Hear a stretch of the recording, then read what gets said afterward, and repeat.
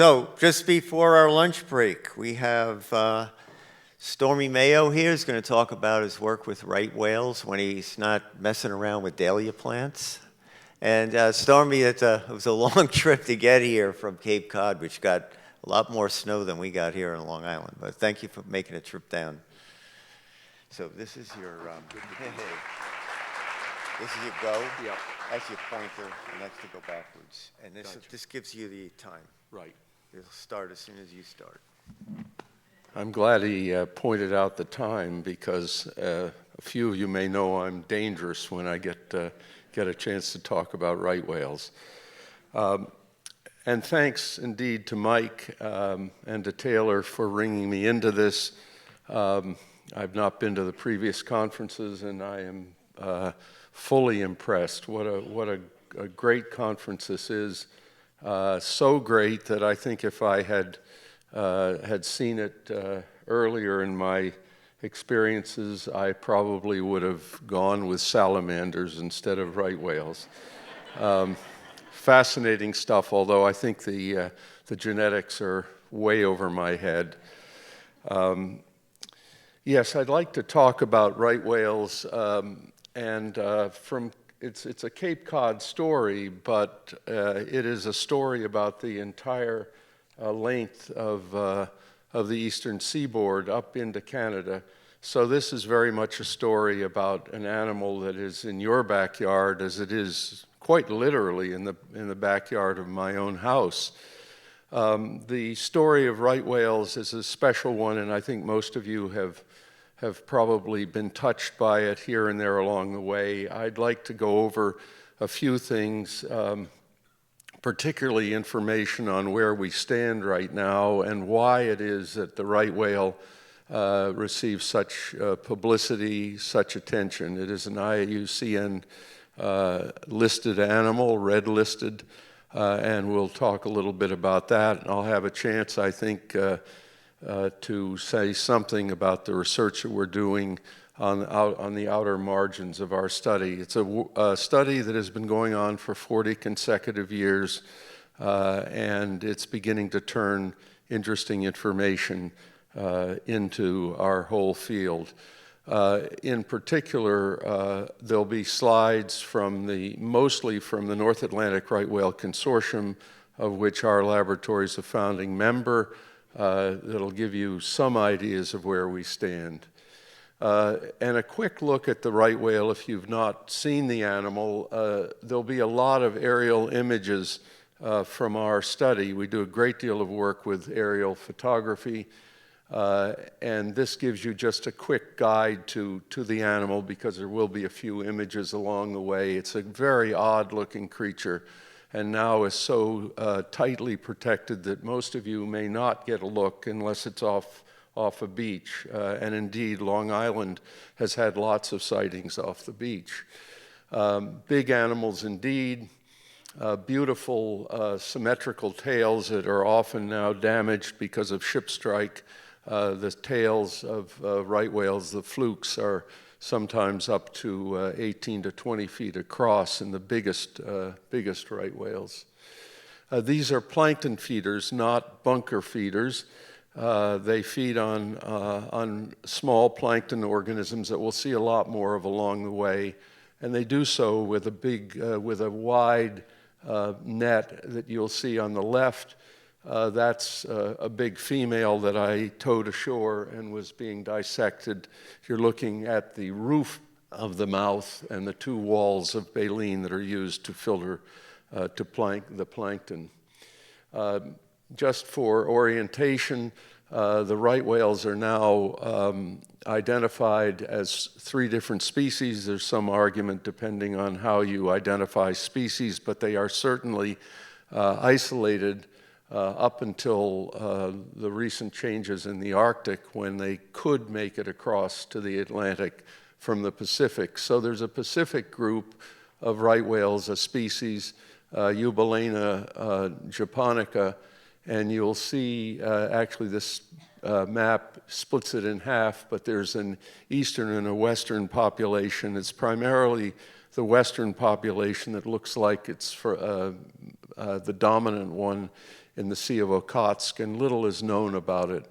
The North Atlantic right whale, Eubalaena glacialis, is the one shown now as just a purple strip down the Atlantic coast. That's the one I'll be talking about. And then I'll have something to say about the southern right whale as comparison with the situation. That's the one shown in green, and there are a number of different locations in the southern hemisphere. That's Eubalaena australis. The right whales at one point in their history lived across the Atlantic, and they were found in substantial numbers both on the eastern and western shores of the basin. The first hunting took place in the Bay of Biscay between France and Spain in the 1100s, and they were hunted extensively across much of that European coast until now. They are believed to be extirpated from the eastern Atlantic.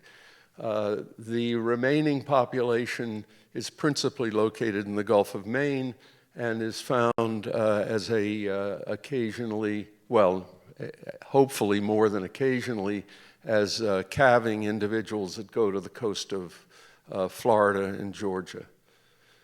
The story is one of a bloody past and now a dismal present.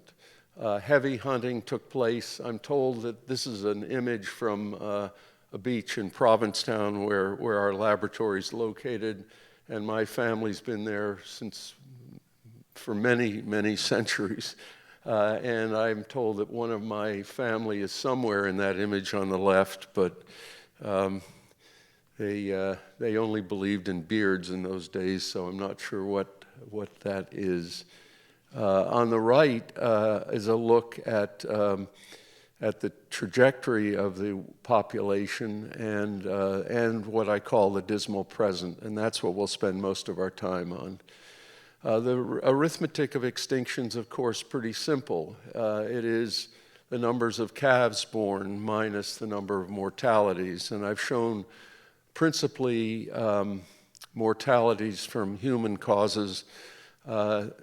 There is a strong sense out there among the veterinarian community that right whales don't ever really any longer get to happy old age. They are usually eventually subjected to either ship strikes or entanglement, and the result has been a sharply dropping population of late. I want to draw attention to this. First of all, on the right is the present statistical estimate of right whales. It stands at a max of 384, but I put a little squiggle there because it is not the number of whales there are, but it is the statistical number. It's probably a very good number. There's another thing that I'm going to maybe have a chance to talk about, and that is the fact that the trajectory slowly climbed out of a period that you saw in the previous slide back here, the sharp drop in your left frame, a modeled drop for the number of right whales that were killed in the 16 and 1700s, and we're still suffering from that bloody past. So we see now with modern statistics better estimates, but what we also see is that sometime around 2010 there appears to be there is, I think, pretty clearly a drop in the number of whales from maybe approaching 500 animals down to a number that was probably around 320 to 350 animals. And that 2010 period, when I was sticking the slides together, once again rang with me because something must have happened in 2010. There are lots of indicators that you'll see in the graphics that are coming that suggest that there was some dramatic change. The calving rate is part of that simple equation. And here's one of the striking comparisons that is very well founded in data. Colleagues of mine working in the southern hemisphere, the upper three graphics show that the calving rate there in the southern hemisphere is about something maybe even greater than 7%, especially in Argentina. And at the lower line is the North Atlantic right whale, the one that we work on, with a population that is very low and a calving rate that is perhaps less than 3%. That situation is a warning bell, especially if you're only at 300 animals or 300 and something animals. The causes for that are probably many, and I won't have a chance to go into some of those hypotheses, but on the left frame you see the number, the mortality on the top, and the age at the bottom. The mortality in red is the females, and in blue are the males. They should, by all rights, have about the same ratio, and yet it appears now that there is a rather dramatic difference, which results in your right frame in particular. This is in blue. Unfortunately, they've flipped, but in blue is the number of right whales, male right whales estimated, and in red, the number of females in the population. And what you see is that a reflection of this difference in mortality is resulting in a difference in the genders. The females, of course, are driving the system, the future of the system, and that difference is clearly playing a role. I don't think it's the whole story.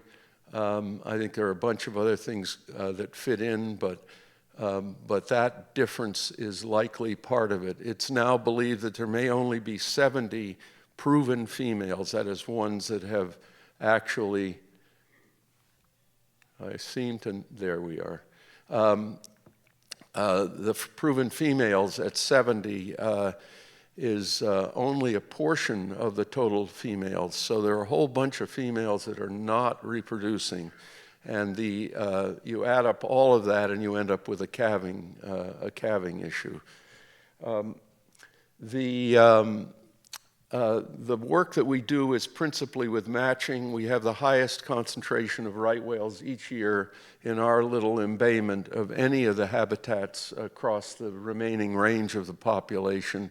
So we contribute about 30,000 images a year from our aircraft and vessels to an understanding, we hope, of the story of these right whales. We do a lot of matching. The matching involves the roughened skin patches on the heads of these whales. As I'm sure some of you know, they are individually distinctive, and we try to, in many ways, match the wonderful primate work that has been done in Africa. By digging into who the individuals are and what they do, we come up with a vision of many aspects of the population, and a few of the things you've seen already are fed into by the knowledge of individuals. There's much to say about that in the research that we're doing. Compare slaloms. These whales, by the way, they don't care what name we give them, but we do care because, like the work of Jane Goodall and others, the naming is cute, but it also gives the slow-thinking field researcher a chance to guess who the whale is and simplify the research. That's a look at slalom. Here's one. You can see the name was given as Arrow, and it's pretty obvious. These callosity patterns appear to be relatively invariable through the lifetime of the whales. So it gives us a real deep vision into them. This is using some of that information. This is from an earlier publication. It's a comparison of a random estimate as to what the right whale, individual right whale, should be doing versus what we actually found. The model randomization is the gray peak there, 1,000 runs. This is then a comparison of what the random model shows for 322 animals in our 16-year study, and the black line is the actual occurrence of those 322 whales. So what you see here in this, and I should say it's 16 years of study, so at each year, did a whale show up or not show up? And what we found, which is leading to a whole new study area that is really yet to be fully developed, but in this early study, what we found was that some individuals in blue, in the blue circle there, are not coming to Cape Cod Bay, if you will, non-randomly. They are apparently choosing to not come to Cape Cod Bay, whereas the view had always been that right whales are random visitors. These are big, sort of dumb animals. As Bill Cheville, a well-known whale researcher, said, he said, they're just big, dumb cows. Well, of course, people like me, I listen to Bill, and so I have thought that. And the answer is they're, of course, not. We know that animals are doing a lot of other interesting things. So the blue ones are forsaking Cape Cod Bay. They only show up in 16 years. Those individuals maybe one or no times at all. And meanwhile, on the far right, there is a group of animals that come to the bay, if you will, non-randomly more often than they ought to. And I think the yellow in the middle, more of the random, may not either be random when we do higher level statistics, and that's what we're working on. We do a great deal of work on feeding, and here's a look at several different species of copepods. That work involves collection, processing, and analysis. And from the air, those of you who may have worked at sea, you will probably not ever see this sort of thing that seems to happen principally in Cape Cod Bay, and is probably why the whales are there. You're seeing patches of plankton from 1,000 feet up, coloring the ocean, maybe only a centimeter thick, but remarkably dense. So we're working, of course, on that scale, a very different scale, closer to the scale of right whales. And we get looks at them from the aircraft like this, and we see that when we have these surface visible patches, the right whales are orienting as well they should, not big dumb cows to be certain. They know where the green grass is, and they work along the edges. This is primarily Calanus finmarchicus, one of the great driving forces of the North Atlantic. And now I have a few minutes left, so let me give you a look at the disentanglement work that we do. You all may know that we started disentangling right whales and other species in 1984, and we now have expanded the work. The colleague of mine who worked with me on the development of disentanglement, David Matilla, has taken the methods we use for rescuing whales out of fishing gear across now 33 countries that have substantial disentanglement or entanglement issues.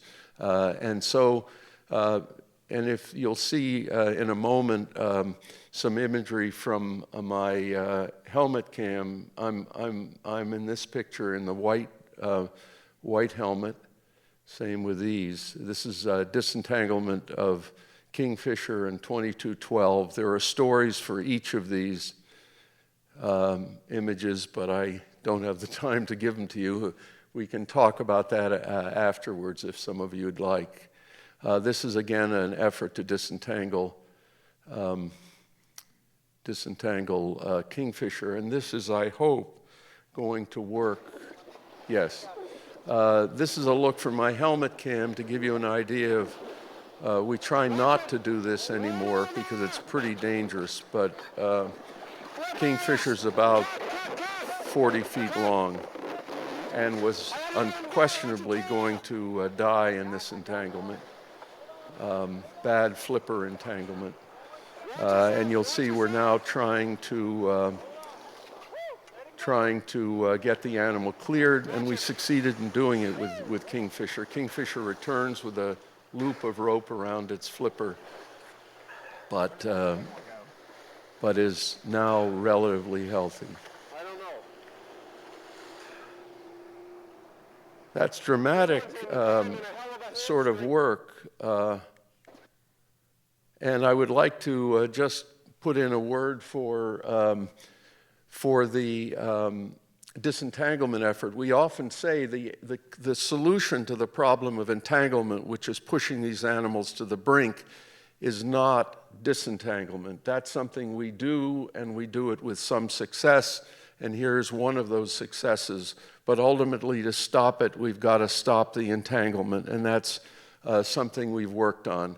This is a look at wart, a big female that we disentangled, and the result is in the inner circle are wart's calves, and it's not even updated, and wart's grand calves are in the second loop around, and then there are some great grand calves, and I understand there is now a great grand calf. So, and wart was scheduled, was severely entangled, and we were able to free her up. And the last thing I'd like to say is that, and I realize I'm running over, but I cannot help but propagandize a bit. The situation that we look at here, and we hear it all through this conference, is that whales a millennia ago lived in an ocean that was really unlimited. They were not prevented from swimming anywhere. There was no entanglement. It was a silent ocean, except for the sounds of other animals and the sea, the noise of the waves, the noise of the wind on the water. It is no longer that. It is no longer their ocean. It is our ocean. And we are stewards of it, and we are stewards of the right whales and all of the other animals that are suffering. It is industrialized. You all know that here. It's preaching to the choir, I suppose.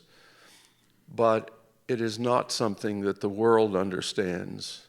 And we stand at the brink of an ocean which is in change. And that change is one that we have not yet brought to bay.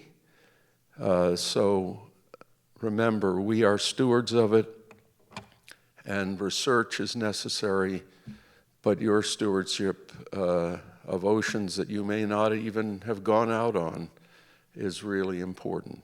Thank you.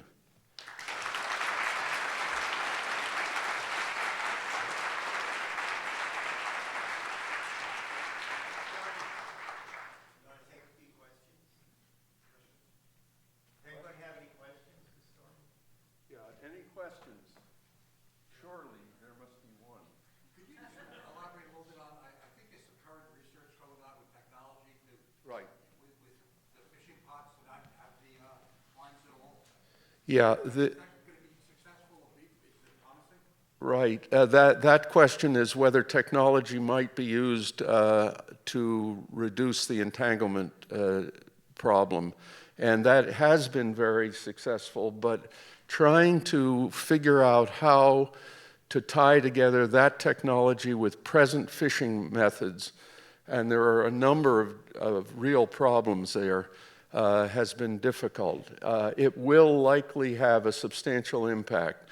I am personally, and I was pleased to see the earlier piece on whales, I have always said to my colleagues who have insisted that entanglement is the major problem with right whales, that in fact, I believe it is ship strike, and that it's much more difficult to evaluate a blunt trauma impact than it is to evaluate a mortality that is caused by ropes that are all over an animal. That's pretty obvious.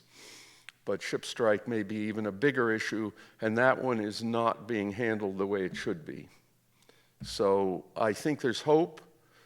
It'll probably be 10 years down the road. And if we see another turn and the whales' numbers begin to drop again, we're getting into dangerous waters. Are there any others?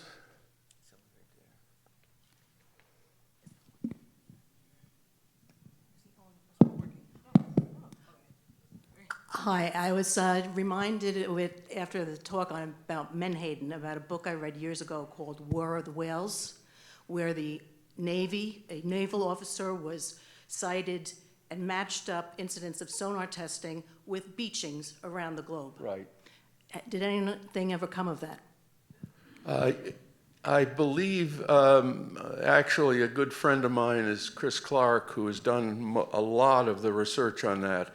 And I think the primary impact, as far as we know it, the whole business of whales is a mystery, quite honestly. And those of us who deal with it make these concrete statements, and most of them, including most that I've just made today, are probably going to turn out to be wrong.